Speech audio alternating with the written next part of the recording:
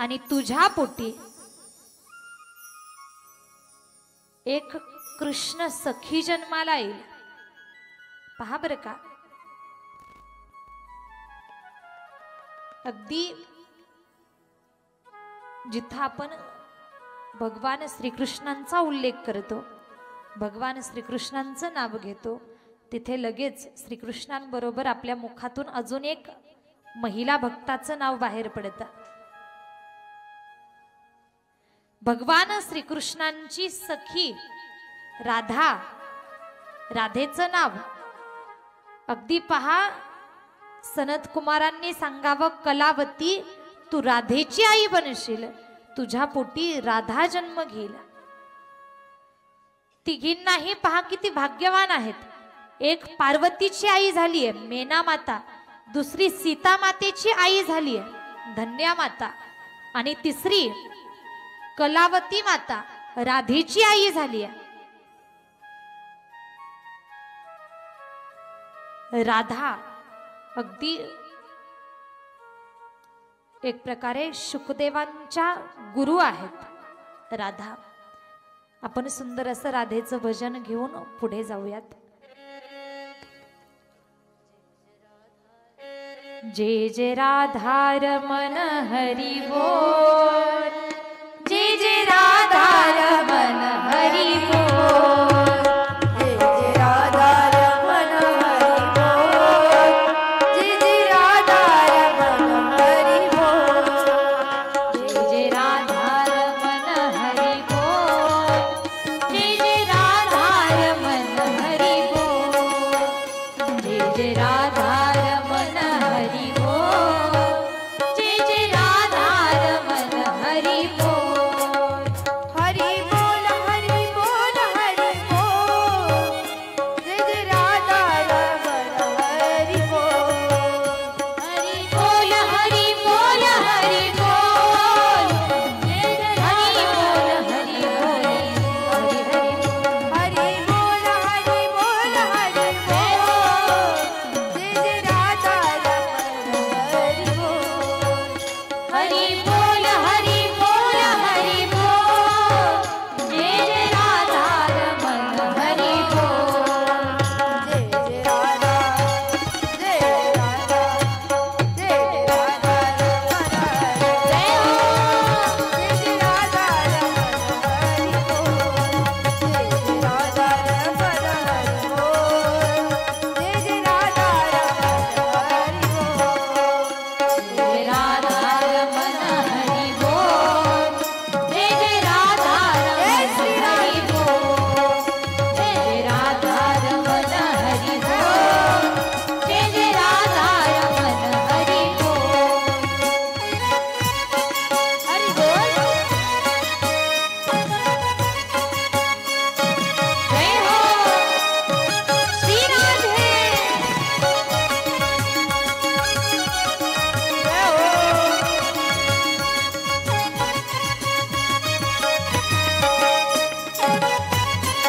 जय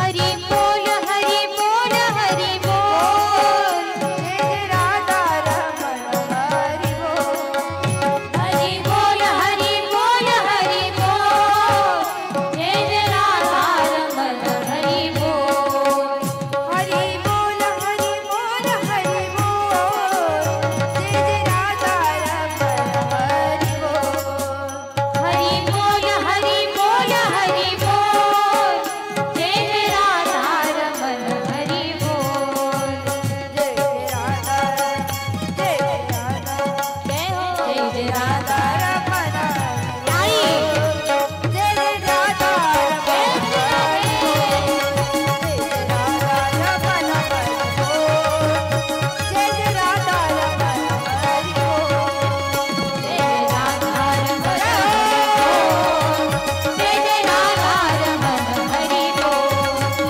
जय जय राधा रमण हरि बोल, जय जय राधा रमण हरि बोल,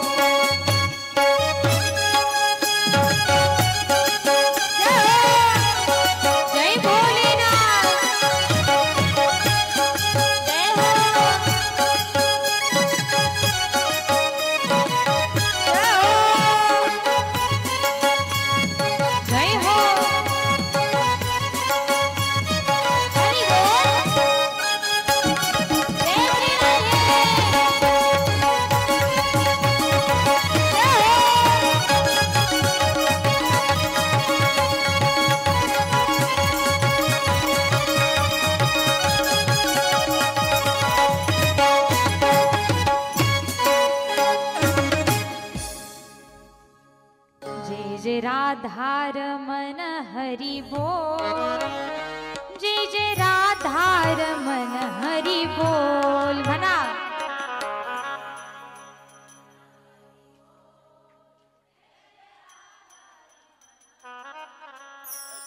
हरि बोल हरि बोल हरि बोल, हरि बोल हरि बोल, हरि हरि बोल।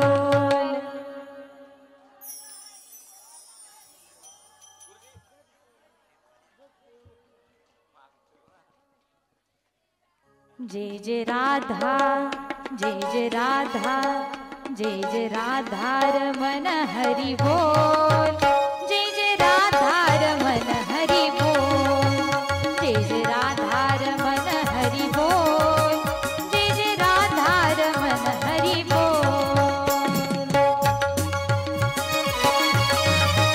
जय राधारमण हरि बोल, जय राधारमण हरि बोल, जय राधारमण हरि बोल। ज्या ज्या वेळी भजन होईल त्या त्यावेळी प्रत्येकानं टाळी वाजवायची आणि मुखानं भजन करायचे।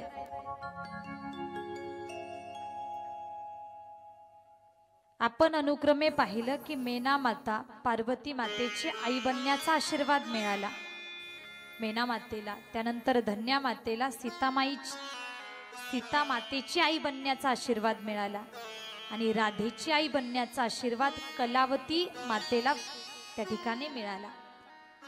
यातून हेच सांगायचं की नारदांनी जो प्रश्न केलाय ब्रह्मदेवांना की मेना मातेचं असं कोणतं पुण्य होतं, यातून शिकायचंय। पहा, मेना माता पार्वती मातेची आई बनतेय हा एका साधूंचा आशीर्वाद आहे, संतांचा आशीर्वाद आहे। आपल्या जीवनामध्ये आशीर्वादाला फार महत्व आहे। नव्हे तर आशीर्वादामध्ये ताकद सामर्थ्य आहे। आयुष्य, यश, वैभव, कीर्ती हे सगळं आशीर्वादातून मिळत असतं पहा। म्हणून प्रत्येकानं मोठ्यांचा आशीर्वाद घेतला पाहिजे। साधू संतांचा आशीर्वाद, साधू संतांची कृपा आपल्यावरती असली पाहिजे। अनेक जणांना आशीर्वादाचं महत्व कळत नाही। आपल्यावरती अनेकांचे आशीर्वाद असावेत, या उलट सांगेल पहा, जर एखाद्याचे आशीर्वाद आपल्याला प्राप्त करता येत नाहीत ना, साधू संतांची सेवा आपल्याकडनं घडत नाही ना, तर आपण अनेकदा आपल्याकडनं कळत नकळत कुणाचा तरी तळतळाट सुद्धा घेतला जातो।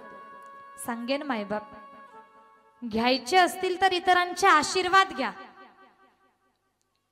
पण तळतळाट मात्र कोणाचाही घेऊ नका। तळतळाट घ्याल तर आपलं एक प्रकारे वाटोळं झाल्याशिवाय राहणार नाही। इतरांना आपण दुःख दिलं तर निश्चित आपल्याला दुःख मिळणार आहे। साधू संतांची सेवा केली आणि त्या सेवेवरती प्रसन्न होऊन साधू संतांनी काही आशीर्वाद दिले तर निश्चित आपलं भलं होणार आहे, निश्चित आपलं चांगलं होणार आहे। मेना माता पार्वती मातेची आई बनली आहे, एवढं भाग्य प्राप्त झालं। साधूंचा, संतांचा आशीर्वाद होता। आता यानंतर पहा, नारदांचा दुसरा प्रश्न आहे की भगवान भोलेनाथ कैलास पर्वतावरती केव्हा गेले किंवा केव्हापासून, कधीपासून कैलास पर्वतावरती ते वास्तव्य करतात, त्यानंतर त्यांची महात्मा कुबेरांशी मैत्री कशी झाली आहे, याचं सविस्तर वर्णन आपल्याला या ठिकाणी श्रवण करायचंय। सुंदर असा प्रसंग, सुंदर अशी कथा आली पहा। कांपिल्य नावाचं एक नगर आहे।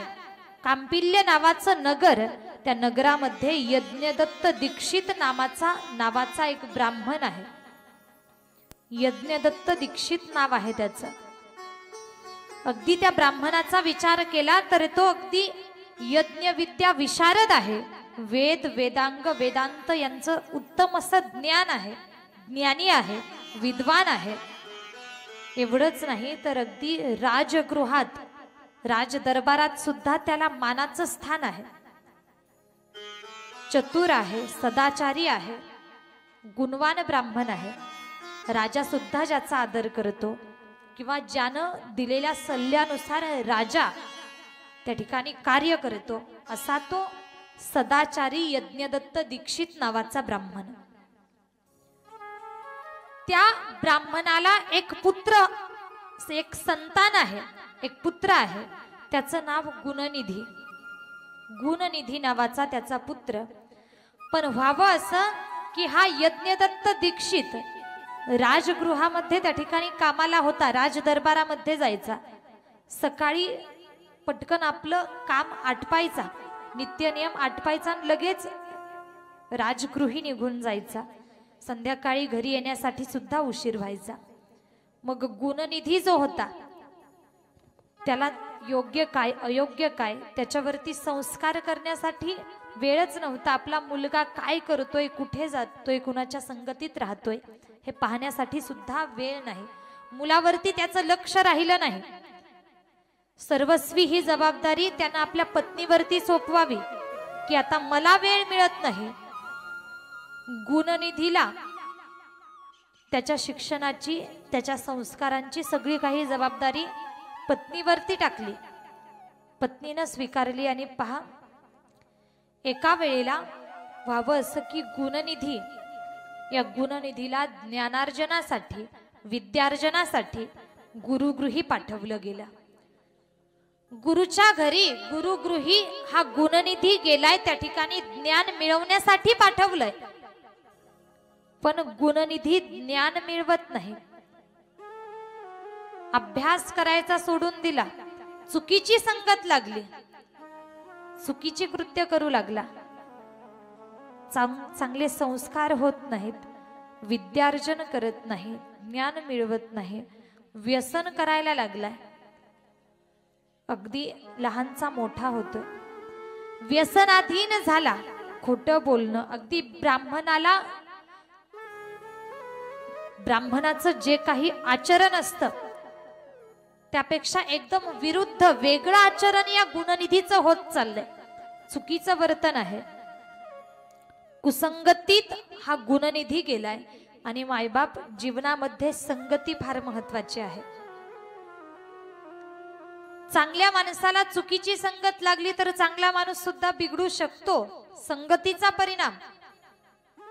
जीवनामध्ये तुम्ही आम्ही संगत चांगली ठेवली पाहिजे. आपल्या लेकराला, आपल्या मुलाबाळांना योग्य त्या संगतीत राहू दिलं पाहिजे. संगत करायची असेल तर चांगल्या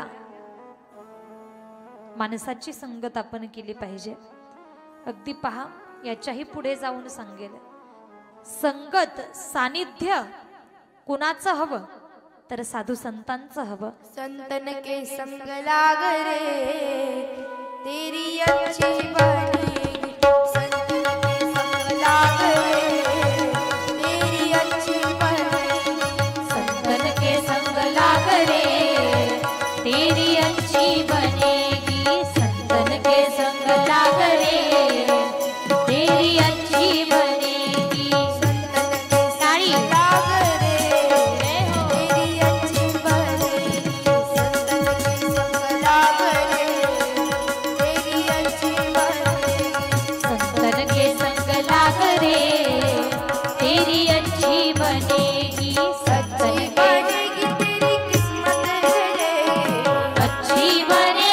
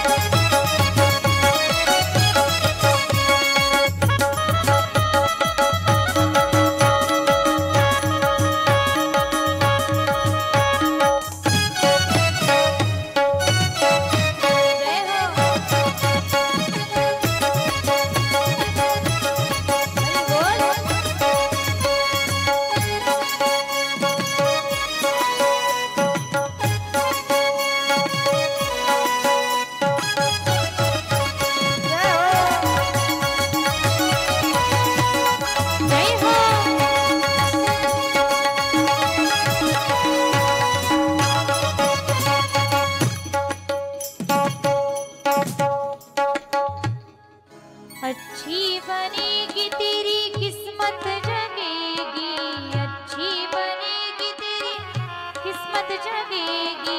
संतन के संतन के संतन के संग लाग रे, तेरी अच्छी बनेगी।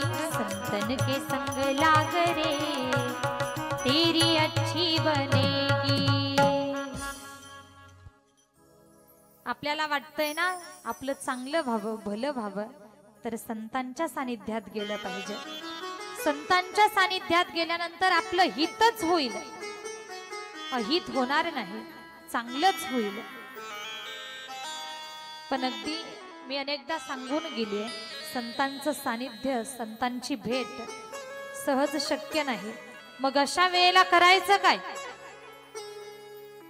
तर पहा, जर संतांचं सानिध्य, संतांची संगत आपल्याला मिळत नाही, तर निदान चांगल्या माणसाची संगत तर आपल्याला मिळू शकते। चांगल्या माणसाच्या संगतीत तरी माणसानं राहावं।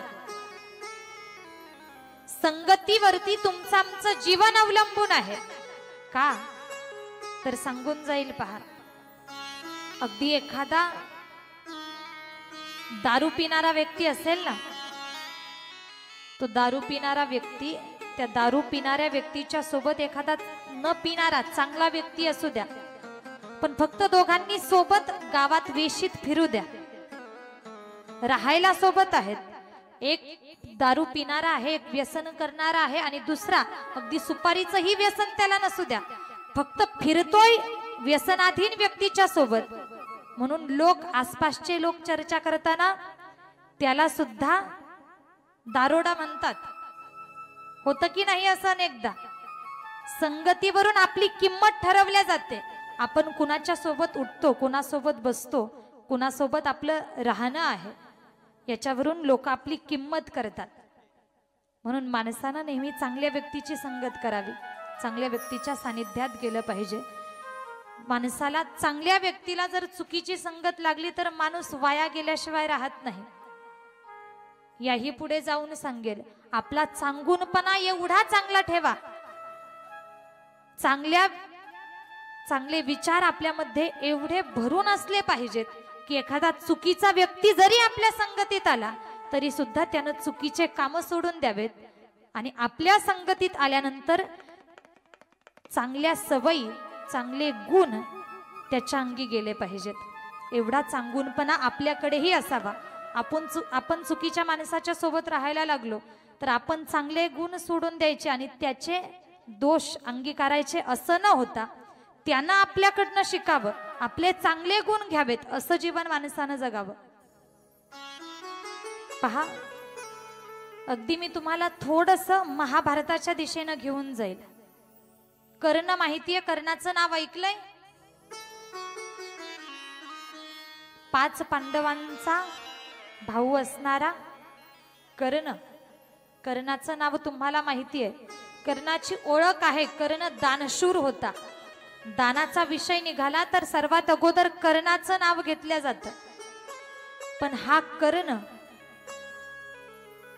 एका गोष्टीनं वाया गेला मायबाप, ती होती संगत। अगदी मी सांगून जाईल तुम्हाला, महाभारतातला एक प्रसंग आहे।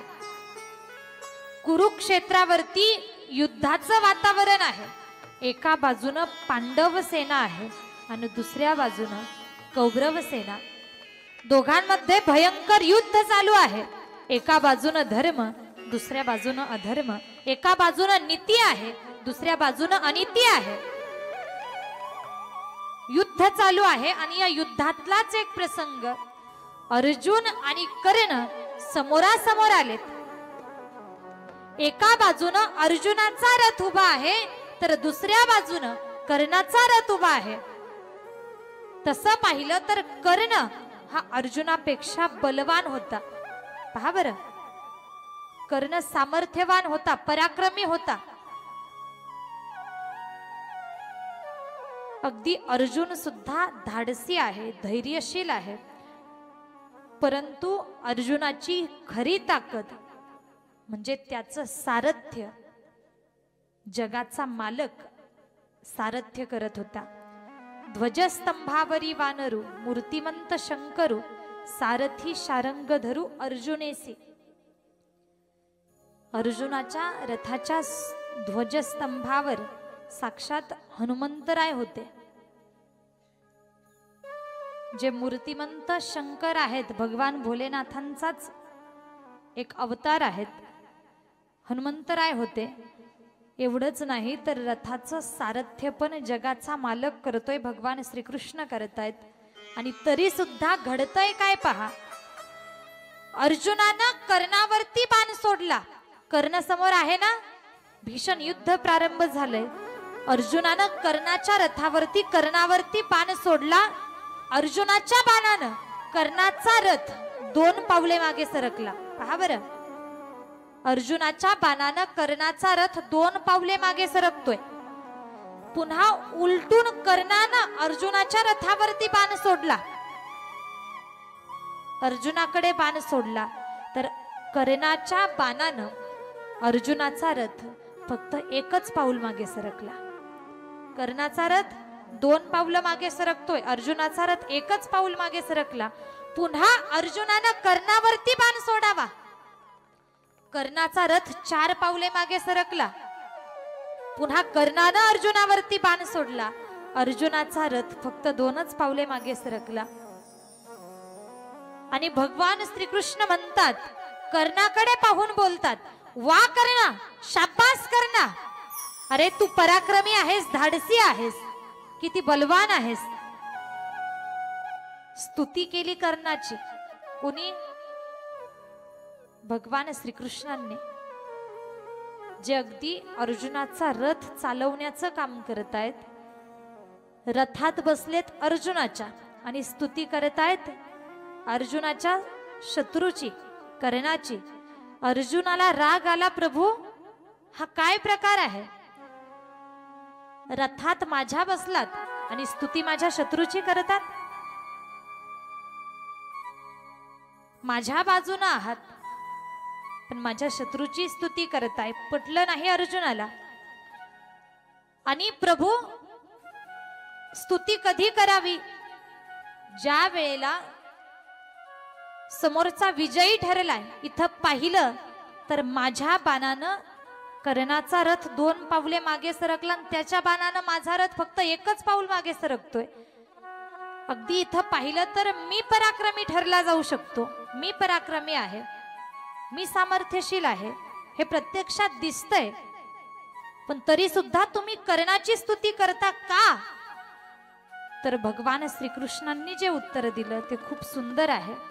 यातून शिकण्यासारखं भरपूर आहे. भगवान श्रीकृष्ण म्हणतात, अर्जुना, अरे खरंच कर्ण पराक्रमी आहे, कर्ण धाडसी आहे, कर्ण बलवान आहे. ऐक ना अर्जुना, कर्ण खरंच धाडसी आहे, परंतु कर्ण एका गोष्टीनं वाया गेला. ती गोष्ट आहे संगत. कर्णाला दुर्योधनाची संगत झाली, चुकीच्या माणसाची संगत झाली. दुर्योधनाच्या संगतीमुळे कर्ण वाया गेला. त्याचं बल उपयोगी ठरलं नाही. बलवान असून काय उपयोग? ढेकणाच्या संगे, ढेकणाच्या संगे, ढेकणाच्या संगे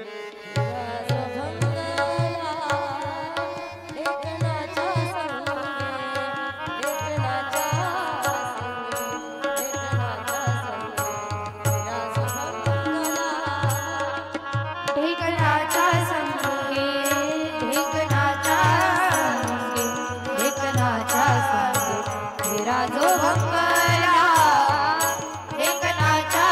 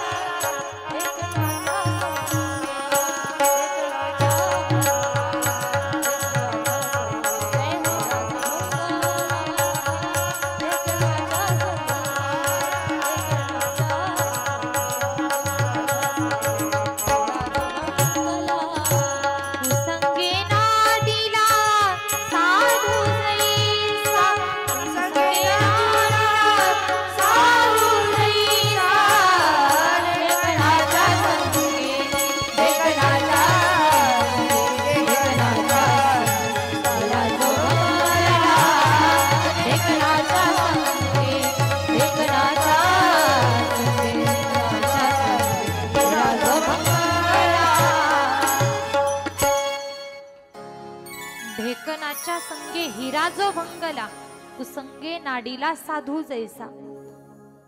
कुसंग काही उपयोगाचा नाही. माणसानं संगत चांगली करावी. वाईट संगतीत गेल्यानंतर चांगले चांगले वाया गेले मायबाप.